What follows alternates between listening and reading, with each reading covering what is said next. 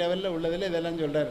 இந்த என்ட்ரி லெவலில் உள்ளதே நம்ம வந்து ஸ்டடியாக பிடிச்சிக்கிட்டே இருந்தோம்னாலே ஹையர் கிரேடு ஈஸியாக பாஸ் பண்ணிடலாம்.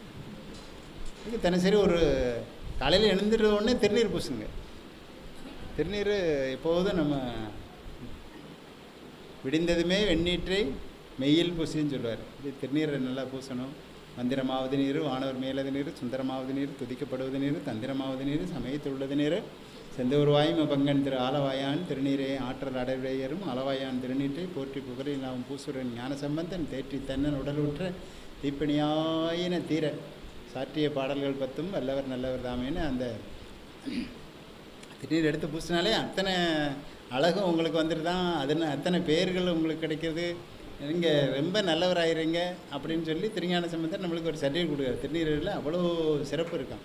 உடம்பு முடியல, வீட்டில் சிறுபி இதாகுதுன்னா நீங்கள் திருநீரை எடுத்து கையில் வச்சு ஒரு 16 தடவை 5 எழுத்து சொல்லிவிட்டு அந்த திருநீரை அவங்களுக்கு நல்லா பூசி விட்டிங்கனாலே, இந்த திருநீட்டு பதியத்தை படிச்சுட்டு பூசி விட்டாலே அத்தனை நோயும் நீங்கள். ஒருத்தருக்கு வயிற்று வலின்னு சொல்லிகிட்டு இருந்தார்.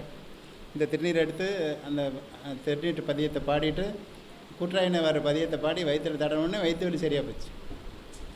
இந்த திருநீற்று அந்த கூற்றாயினவர் பதியம் அது மிகச்சிறப்பு வாய்ந்த ஒரு பதியம். அவர் திரு அப்பர் சாமியார் அருள் பெற்ற பதியம்.